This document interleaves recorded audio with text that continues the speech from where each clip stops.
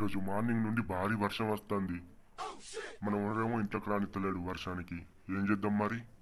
ఎందుకంటే మనం వర్షంలో బొర్రి వస్తాం కదా, అందుకనే తడిసి ఉంటామని ఊక దొక్కుతామని ఓనర్ మనల్ని రానియాడు. అందుకే అయితే మాత్రం ఓనర్ గట్ట రాకుండా మనల్ని ఇలా బయట ఆపుతాడా? వర్షం ఎలా వస్తుందో చూడు. ఊరుకోండి దీపారాగు, ఏంటి మీ అల్లరి? ఓనరు సర్ది కట్టుకొని పొలం కాడికి పోతాడు. ఆ నంబర్ అయితే పోదాం మనం. దీపాన్ని ఒక్కదాన్నే రానిస్తాడు, నన్ను రానియరు ఓనరు. ఎందుకో ఏమో.